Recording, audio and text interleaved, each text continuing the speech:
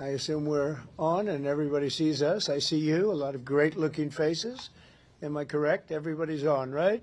If you are, wave. If you're not, just you can leave and go have turkey. Good. I think everyone's waving. Thank you very much.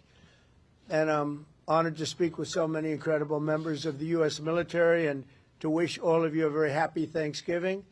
Before we begin, I want to express the anguish and the horror of our entire nation at the terrorist attack yesterday in our nation's capital, in which a savage monster gunned down 2 service members in the West Virginia National Guard who were deployed as part of the D.C. task force, which has done such an incredible job. I mean, until yesterday, we literally had no incidents for many months. It was the safest place imaginable, and this is a different kind of crime. This is a really bad crime. Millions of Americans are praying for those heroes and their families, and I must unfortunately tell you that just seconds before I went on, right now, I heard that Sarah Beckstrom of West Virginia, one of the guardsmen that we're talking about, highly respected, young, magnificent person, started service in June of 2023, outstanding in every way. She's just passed away. She's no longer with us. She's looking down at us right now. Her parents are with her. It's just happened. She was savagely attacked. She's dead. She's not with us. Incredible person. Outstanding in every single way, in every department. That's horrible. As you know, the other young man is fighting for his life. He's in very bad shape. He's fighting for his life, and hopefully we'll get better news with respect to him. And the monster that did this is also in serious condition. But we won't even talk about him. As you may know, DHS has confirmed that the suspect is an Afghan national flown here by the previous administration, who was such a bad administration. And I have a picture of a plane. This is what it looked like when they came in. It was total bedlam. Do you remember that period of time? Total bedlam. People crammed onto the plane. And the toughest, meanest, most capable physically got on the plane, not the people that we were looking for or that they wanted to bring in. Here's a picture for you. Just take a look at that plane. Standing on top of each other and sitting on top of each other. This is what we had under the Biden administration. That whole thing should have never, ever happened. They should have left from a different base. They should have left from Bagram, as you know, and it would have been a much different story. But they didn't do that, and this was just a rout, just a terrible situation. This heinous atrocity reminds us that we have no greater national security priority than ensuring that we have full control over the people that enter and remain in our country. For the most part, we don't want them. They come in illegally, have a lot of problems. Their countries force them in because their countries are smart. They don't want them. Let's give them to the Americans to take care of. They come out of jails in many cases, mental institutions, they're gang members, they're drug dealers. We don't want them. Many of the service members on this call today are engaged in crucial aspects of that mission. And to each and every one of you, I just want to thank you so much. Incredible people. You make this sacrifice like few others understand. A lot of them don't even understand it. And you're keeping America safe and free. Our military is strong. In my first term, I rebuilt our military, all aspects of our military. And in Afghanistan, we actually gave up a big chunk, but relatively, as much as it seemed like it's small compared to what we bought and to what we have and to what we're buying. We're spending over $1 trillion this year on our military. We have a military, the best in the world. We make the best equipment in the world. And we have the best people in the world. So joining us this evening are 6 units deployed across our hemisphere, representing every branch of the United States Armed Forces.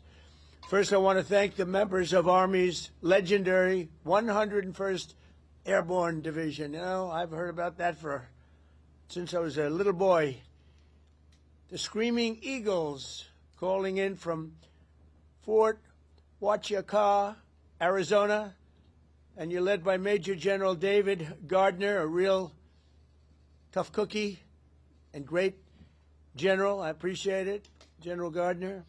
The 101st has done an outstanding job leading the task force, joint task force at our southern border. I mean, we have nobody coming in. They're not coming in. Under Biden, they were coming in by the millions. Now we have nobody coming in. We have a strong border. Nobody talks about it anymore. I'm not giving credit for anything, just like you guys are not giving credit for anything. We do the greatest job, but that's all right. They don't talk about the border anymore because you know why? Nobody comes in. We had 9 months now where we had nobody coming in, zero. And this is being fed. This is the people that do this they tend to be on the left. They'd love to say millions of people came in through Trump, and they actually said nobody came. Even I find that hard to believe, but they literally are saying nobody came in. And I hope people appreciate the job that you've done and the job that we've all done. But we're stopping the invasion of our country. We stopped it cold. And if you remember, Biden said, I need new legislation. You didn't need legislation. I didn't get legislation. What you needed was a new president. So with your help, we now have the most secure border in American history. It's the single most secure border in American history. So I just want to thank you. And the 101st, I want to thank you very much. The job you've done is amazing, working with all of our great people. We also have the men and women of the U.S. Navy serving as part of the Iwo Jima Amphibious Ready Group under Captain Christopher Farraker. And they're on board the USS Iwo Jima in the Caribbean Sea. Working right by their side are members of the 22nd Marine Expeditionary Unit led by Colonel Tom Trimble. Thank you very much. I think you waved to me because I can see you then. Let's see. There you are, handsome people. They're beautiful-looking people. Thank you. Like Central Cast, I could put you in a movie right this second, and the three of you, and I think we'd have a top grossing movie. You don't have people like you in Hollywood. Part of the 22nd MEU is also serving in Puerto Rico, the 3rd Battalion, 6 Marines, Devil Dogs, led by Major Ross Gilchrist. Where is Major? Where are you? Hello, Major. Another central. Is everybody central casting? It's like they're all handsome, tough guys. I don't know what's going on here. But the Navy Marine Corps team is currently helping to defend our country, protect our interests, and literally decimate terrorists. The job you've done is incredible.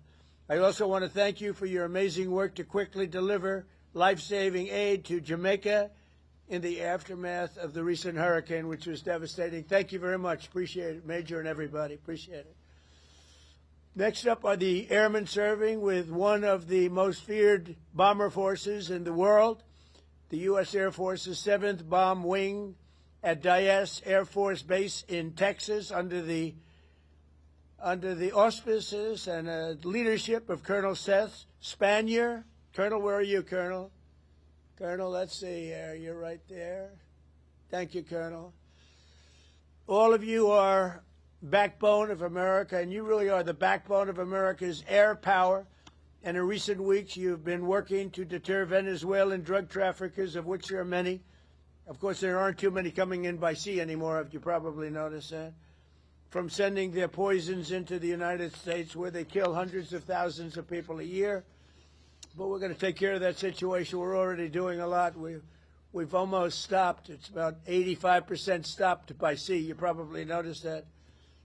People aren't wanting to be delivering by sea. And we'll be starting to stop them by land also. The land is easier.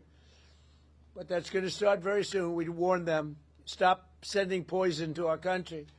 We also have the 18th Space Defense Squadron at Vandenberg Space Force Base in California, headed by Captain Ryan Weber. Captain, where are you, Captain?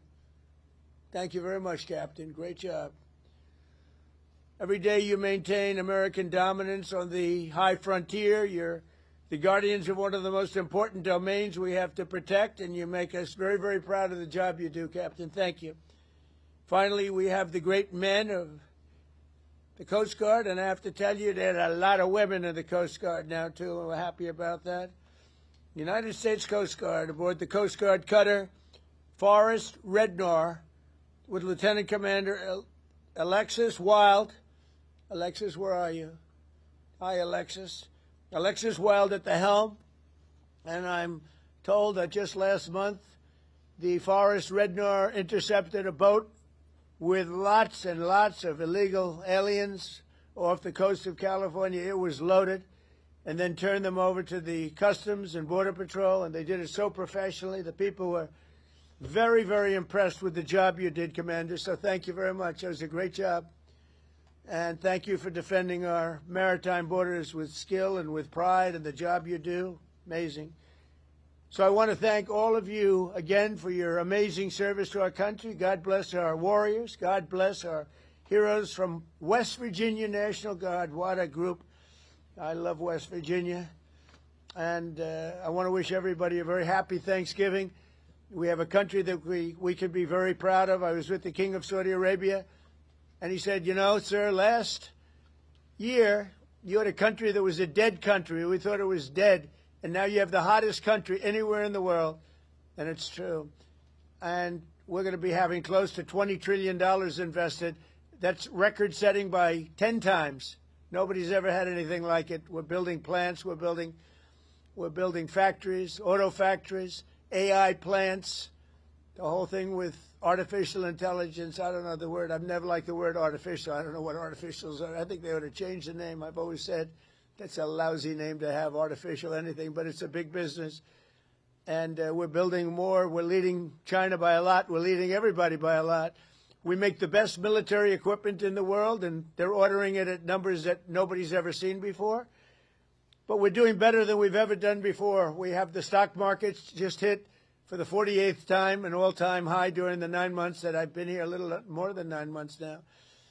And so we have the hottest stock market ever. That's a big thing for 401ks and all of the millions of people with jobs and 401ks. Everybody participates in that. But it's 48 times in a little bit less than 10 months. 48 times we hit an all-time high.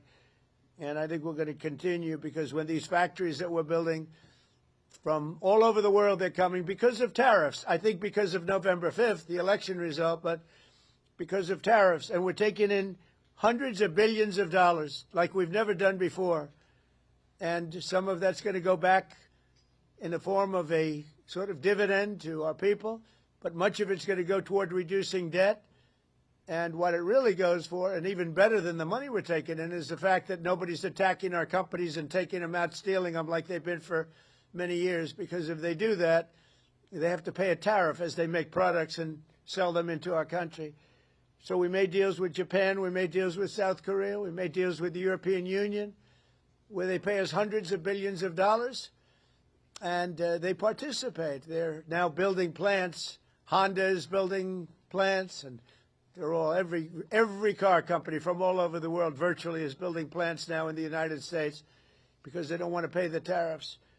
So there's never been anything quite like it. It's been amazing. So we're taking in, think of it, hundreds of billions. Next year it'll be $1 trillion or more. But we're taking in all this money, at the same time protecting our country, and we're respected again. They actually respect us. And they made the deals. I mean, they respect us, but they pay us, as an example, Japan, $650 billion, South Korea, $350 billion, European Union, $950 billion, and they are building plants now in the United States because they don't want to pay tariffs. So this is one of the biggest things economically that's never happened. Nobody's ever seen anything like it. And over the next couple of years, I think we'll substantially be cutting, and maybe cutting out completely, but we'll be cutting income tax. Could be almost completely cutting it because the money we're taking in is going to be so large. And yet other countries who have been ripping us off for many, many years, and many years they've just been ripping us to shreds. China would take in $600, $700 billion a year, rebuild their military. And now we have a fair deal with China. We just met with President Xi. We have a great relationship. We have a fair deal. We take in a lot of money in the form of tariffs. But so many, even our friends, I mean, European Union, they're our friends. Japan, they're our friends. South Korea is our friends. They're now paying us hundreds of billions of dollars. And they're also paying tariffs to come in. We're not paying tariffs to go in there, by the way. They're paying tariffs, but we're not. So that's a total reversal. But we are benefiting like they used to benefit against us, but we're benefiting even more. So I just want to thank everybody for making all of this possible. Without you, we don't have any defense, and boy, do we have defense. We have the strongest military anywhere in the world. We make, as I said, the best equipment, but we have, more importantly, we have the strongest military anywhere in the world, and you saw that with Iran, with those beautiful B-2 bombers. They totally obliterated the potential nuclear supply of Iran, and they did it in the dark of night with no moon, no light, no nothing. Early in the morning, they attacked. You couldn't see a thing, and every single bomb hit its mark. Every single bomb. The Atomic Energy Commission said it was total obliteration. Remember when some of the fake news tried to say, well, maybe it wasn't as bad. Well, it was much worse than anybody thought. And I want to thank those pilots and all of the mechanics and all of the people that serviced and worked on the B-2 bombers. We just ordered a lot more of them. And the reason we did is they were totally incredible, totally invisible. They were stealth. Nobody saw them. They knew they were coming, but they couldn't see them. And they dropped the bomb, and then one of the pilots, commander, said, skedaddle. Let's get the hell out of here. But they dropped those bombs, and they loved doing it. They were so honored. They said to me when they came to I invited them all to the Oval Office, including the people that take care of the machines, because, they flew 37 hours both ways, 37 hours, and there wasn't a sputter from an engine. There wasn't a broken screw. There wasn't a problem. There wasn't a chipped piece of paint. It was a flawless mission. I want to thank General Raisin Kane for that and Pete Hegseth for that. But it was an unbelievable event. We have a country that's so respected again.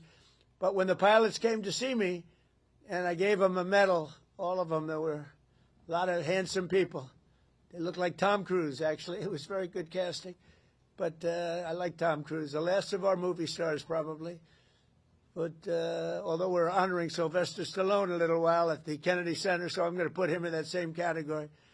We have Sylvester Stallone and Tom Cruise. But I will tell you that they said for 22 years, sir, our predecessors and us wanted to make this attack.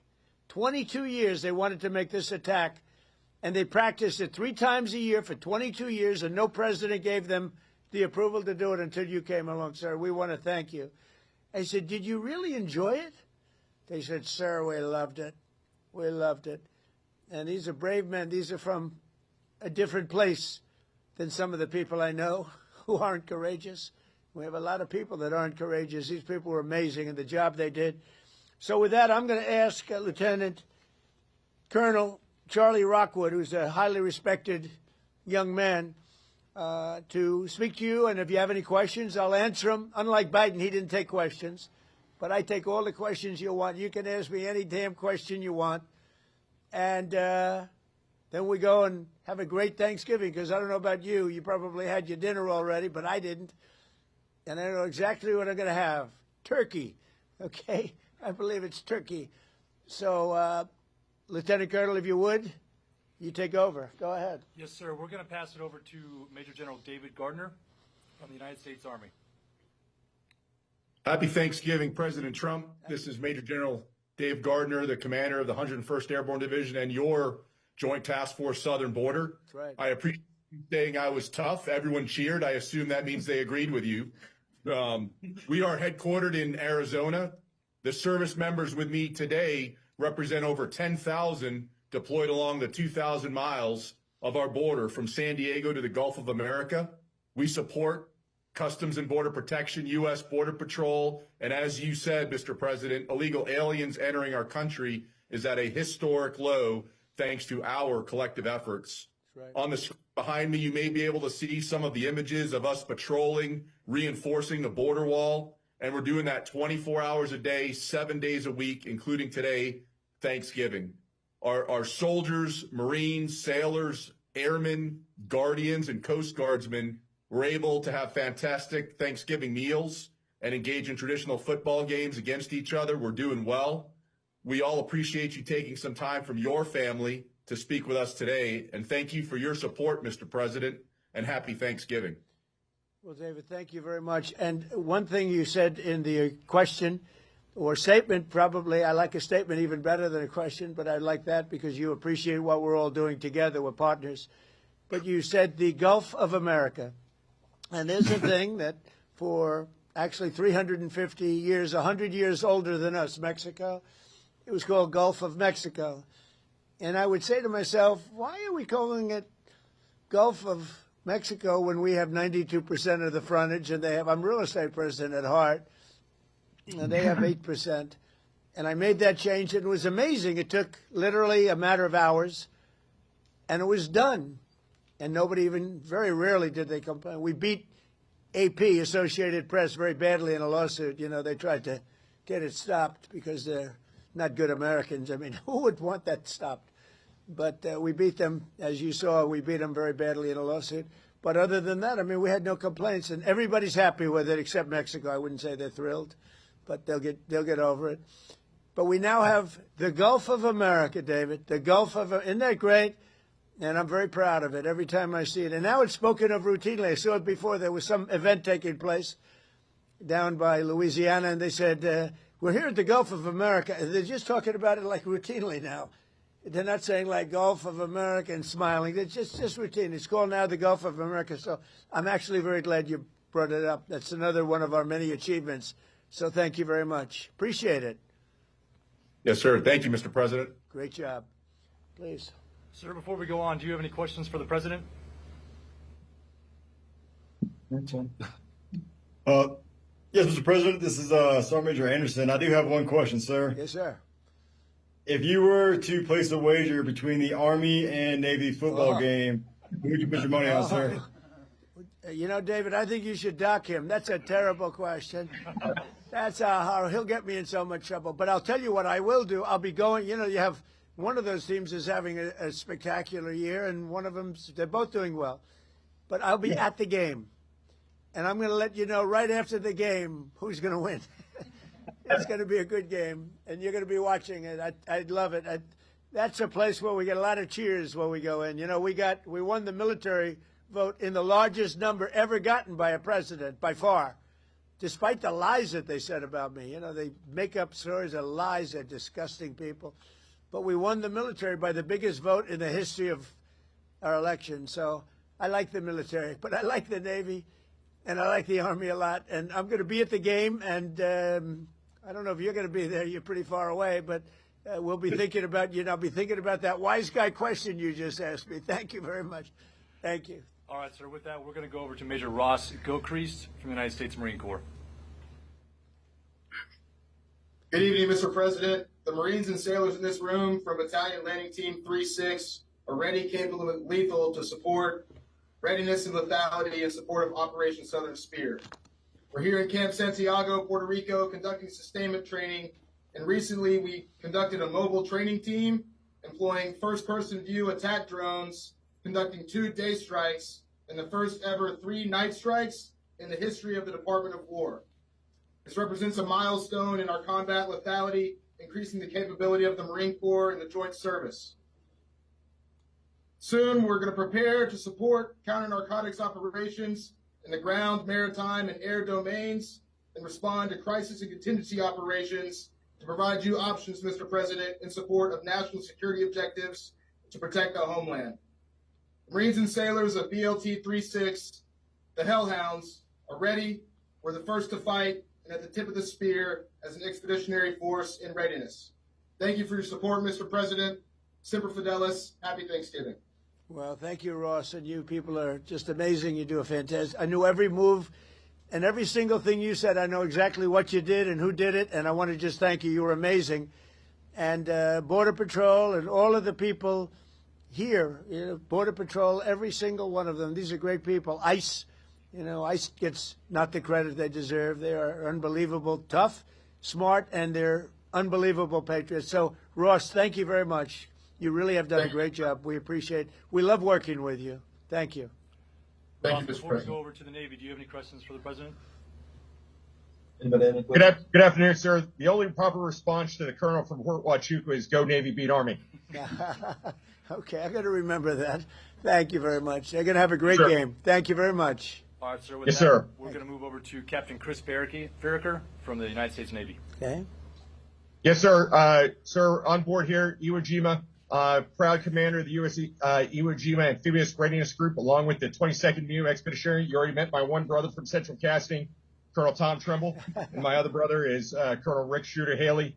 Behind me is a few of the men and women who comprise the 10,000 sailors and Marines of our Iwo ARG team, who are currently conducting maritime patrols against narcos in the Caribbean in defense of the homeland.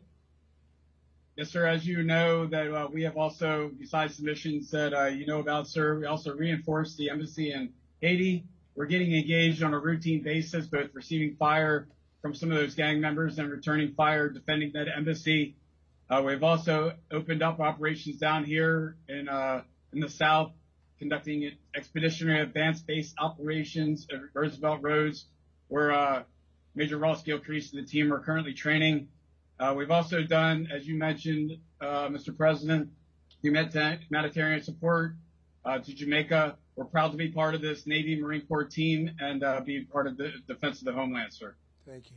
Thank you very much. And really great job. Would anybody? Sir, I'd like to say more. Yes, go ahead, please. The First Lady came down to North Carolina last week and visited the Marines and Sailors, Camp Lejeune, and my wife and my daughter and my two sons were able to meet the First Lady and get a picture with her. She was truly gracious, and we really appreciate the time that she spent with the Marines and Sailors. That meant a whole lot to a whole lot of people down in North Carolina, sir. Well, thank you very much. And she had enjoyed it, and she mentioned that, meeting your family. And she said those people are in good shape. They're in very good shape. I don't know if she's referring to me when she says that, because I don't know.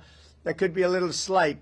But she was very impressed with everything she saw. Thank you very much. Sir, before we go to the Navy, Captain Farraker, do you guys have any questions for the President? I do have one selfish one, sir. My daughter's 9th birthday is here in a few days. I was wondering if I could get a happy birthday, Catherine, from you, sir. And her first name is? Catherine, sir. Well, Catherine, you have a father who's a great hero and a great man and highly respected. Happy birthday, and take good care of him. Thank you, sir. Much. Appreciate it. Say hello to her. Right, anybody back there have a question? I think that's it from us here, sir. Again, appreciate your time and happy Thanksgiving to you and your family. Happy Thanksgiving, sir. Thank you all very much. Great. Have a great Thanksgiving. Thank you. Sir, with that, we're going to go over to Colonel Seth Spanier from the United States Air Force. Happy Thanksgiving, Mr. President. I'm Colonel Seth Spanier, 7th Bomb Wing Commander. And here with me I have Lieutenant Colonel Brian Guyette, our 28th Bomb Squadron Commander, and Major Joseph Spada, our 28th Bomber Generation Squadron Commander. And we're here representing the 4,000 men and women stationed at Dyess Air Force Base in Texas, employing the mighty B-1. Good evening, sir. The Bomb Wing hosts multiple B-1 squadrons that are responsible for everything from training the world's best combat aviators to operational tests, in addition to projecting strength and lethality across the globe. Recently, the Bomb Wings Combat Squadron was forward deployed to the Indo-Pacific, and the men and women that you see behind me were part of the 28th Bomb Squadron and fellow squadrons that executed operations in the Caribbean, and were responsible for demonstrating the latent combat capability of the training squadron, in addition to projecting credibility into the Caribbean on behalf of the long-range strike platform, the B-1B. Well, it is currently off station at Nellis Air Force Base, Nevada. Thank you very much. And I don't know if you know, we have more planes on order in terms of dollars and planes itself, and they have a new one, the F-47. And I didn't name that. It was named F-47. They think I named it. I didn't. They surprised me, but I hear it's stage 6, and it's at a level that nobody's ever seen before. But we have more planes on order right now and things in the works than we've ever had. So from the Air Force's standpoint, I know you know exactly what's on order because we dealt with you and what you like. But we've never had so many planes being built at one time, and we're reinvigorating everything.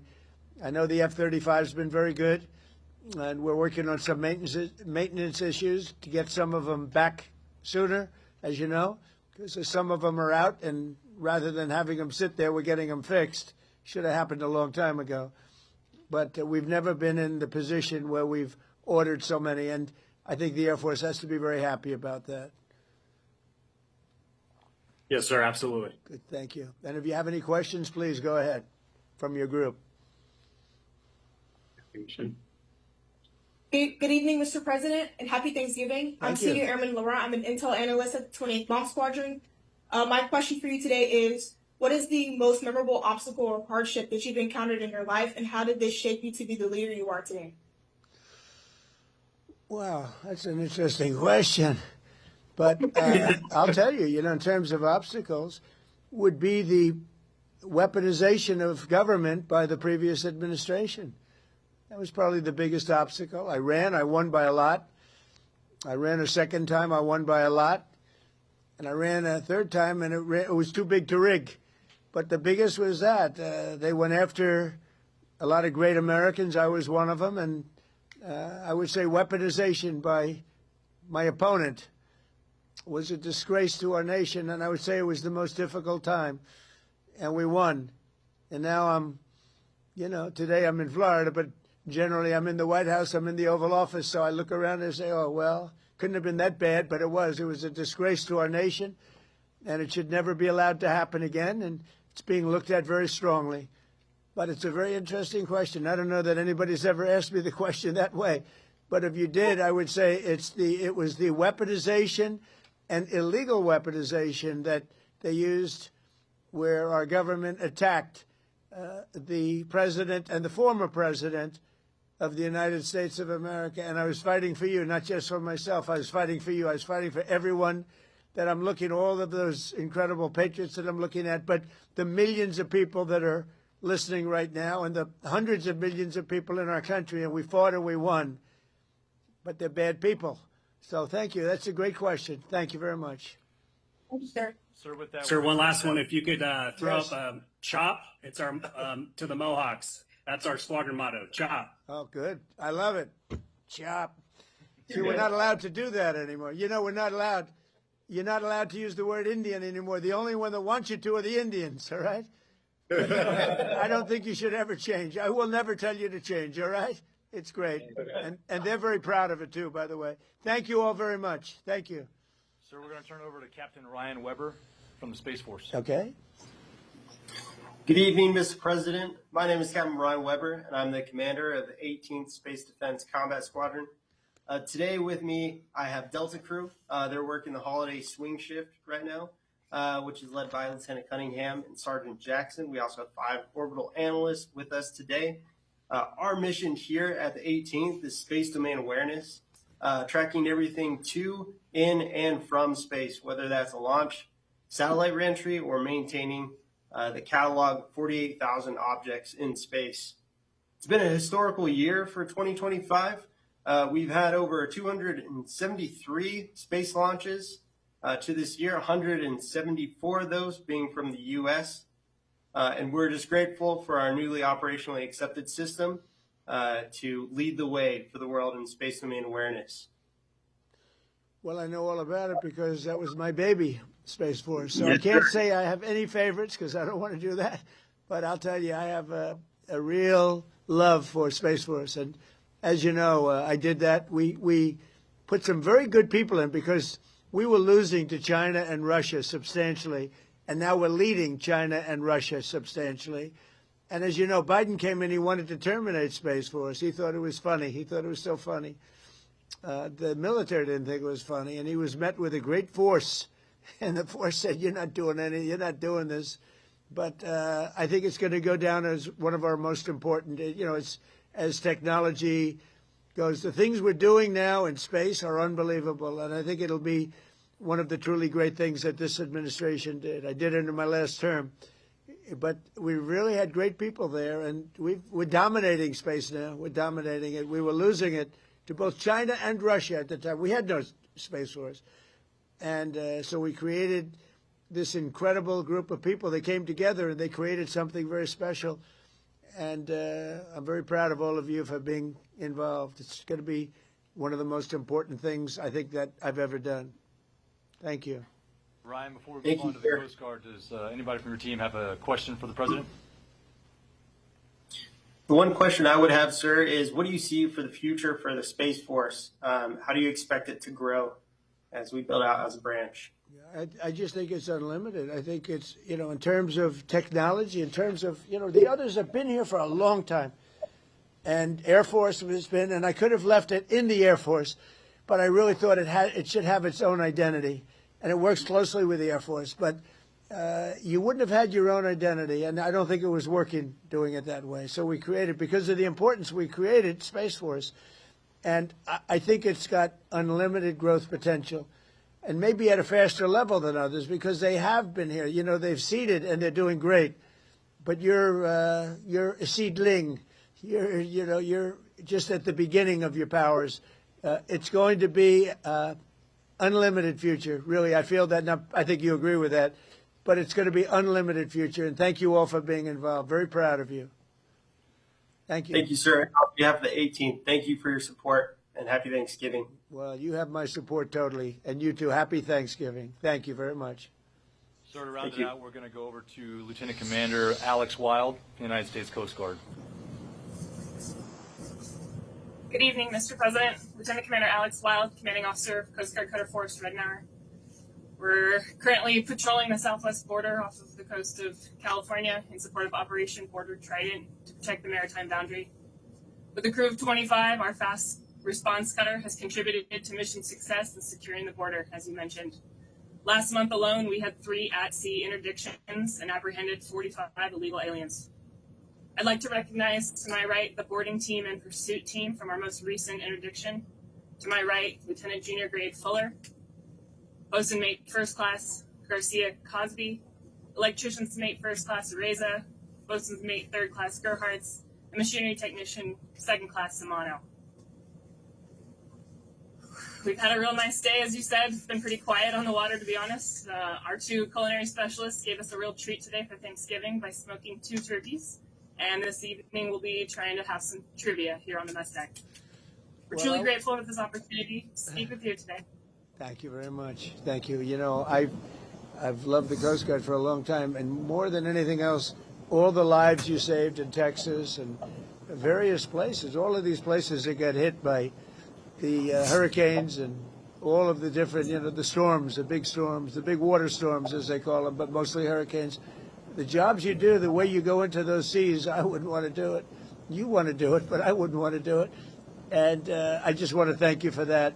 As you know, we've ordered a lot of Coast Guard cutters, brand new, beautiful, the best machines in the world, the fastest, the best maneuverability. They tell me. I said, how's the speed and the maneuverability? I'm a looks person. I wanted the hull to be perfect. I sort of redesigned the hull a little bit, the hulls.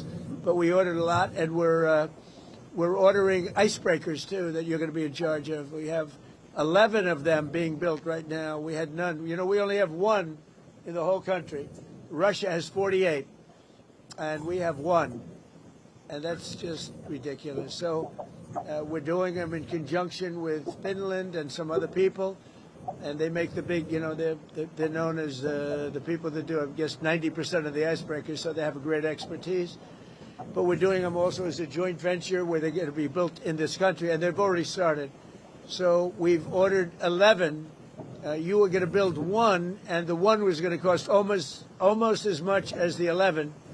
And every one of the 11 is much better than the 1. So that didn't sound like a good deal. So you know exactly what you're getting. You're getting the best icebreakers in the world, the top of the line, and they're going to be delivered very soon, actually. They're moving along very quickly. They're building them. And you'll end up with 11, but before we even start that, we're going to end up doing another 11 pretty soon. So you're going to have a lot of icebreakers pretty soon, which is very important. I assume, is that important for the Coast Guard? Because if it's not, I'll cancel the order immediately. Very important. Yes. Okay, good. Then I won't cancel the order. That's good. You're going to have the best icebreakers there are, so it's really great. Very important to us. Thank you. Any other questions? Yes, Mr. President. Yes. I'm Petty Officer Riza. First question is, what is your true golf handicap, not according to fake news? And Are you and President Biden going to play that golf match? I'd love to. I mean, I've invited him, but he doesn't want to show up. Look, I know a lot about golf. I've won 38 club championships, and I don't get to practice much. I won one last year. I won a club championship at a big club, beating a 27-year-old kid. I said, you know, I'm decades older than you, but I said, the fairway doesn't know how old you are as you walk up the middle, and he's in the rough. And I've been a good golfer over the years. I won, when you win, you know, club championships are our majors. You know that. Most people can't play in them. They won't. We're talking about no strokes or anything else. So I'm a very low handicap, and I've won 38 of them legitimately, everyone legitimately. It has to be legitimate because you have a lot of people following you during club championships, as you know. So I guess I'm very, I got to be right around scratch or better. I beat a +3. That's 3 better, 3 below par. You know, if you look at it for those that don't know. In the finals of the club championship last year with all I was going through and with no practice. So I'm a good golfer. Yeah, I would have to say that. I want to be honest. I have to be honest. I played with Bryson DeChambeau on his show, you know, the Breaking 50, and we had a good time. But a lot of people thought that was a great ratings hit, and we had a lot of fun. But golf is great. It's sort of a microcosm of life, and you have a lot of people talk, but they can't play. Like Biden. Biden can't hit a ball 30 yards. I'm telling you. I looked at his swing. He cannot hit a ball 30 yards. He said he was a 6 handicap. He said that was the only thing that made me angry during the debate with him. He said he was a 6. I said, you're not a 6. And he said, well, I'm an 8. I said, that was quick. I picked up 2. But he's not 100. He's not 100. So, but it's a great game, and I hope you guys get to play a little bit of it. But frankly, I'm more excited about the icebreakers, if you want to know the truth. So anyway, I want to thank you all. Great job. Coast Guard, great job. We're proud of you. You're going to have the best equipment in the world, and it's coming rapidly. Thank you very much. Thank you. Thank you for your support, President. So that concludes the presentations. If you have any closing remarks, that'll be it. Well, I do have closing remarks. I just want to say how proud I am. You look at the people that we just dealt with. These are the top people in our country. These are just beautiful people inside and out. They're brave. They're smart. They're brilliant. And I just want to say it's an honor to be with you. It's an honor to be working with you. We have the strongest country we've ever had. We make the best equipment in the world. We have the best military in the world. Nobody can even come close. And everybody knows it. And they respect us now again. A year ago, 2 years ago, 4 years ago, 3 years ago, they didn't respect us at all. They laughed at us. Nobody's laughing anymore. So I just want to thank you all very much. I'm very proud of you. Thank you. Thank you. Thank you very much. Okay. We can cut that then. We can cut that. Hello. Hello. Good to see you. Thank you so much. Happy Thanksgiving. Thank you. You too. A question about this tragic shooting in Washington, D.C. U.S. officials say that the suspect worked very closely with the CIA in Afghanistan for years, that he was vetted, and the vetting came up clean. He went cuckoo. I mean, he went nuts. And that happens, too. It happens too often with these people. You see them. But, look, this is how they come in. This is how they're standing on top of each other. And that's an airplane. There was no vetting or anything. They came in unvetted. And we have a lot of others in this country. We're going to get them out. But they go cuckoo. Something happens to them. Your DOJ IG just reported this year that there was thorough vetting by DHS and by the FBI of these Afghans who were brought into the U.S. So why do you blame the Biden administration? Because they let them in. Are you stupid? Are you a stupid person? Because they came on a plane along with thousands of other people that shouldn't be here, and you're just asking questions because you're a stupid person. And there's a law passed that it's almost impossible not to get them out. You can't get them out once they come in. And they came in, and they were unvetted, they were unchecked, there were many of them, and they came in on big planes, and it was disgraceful.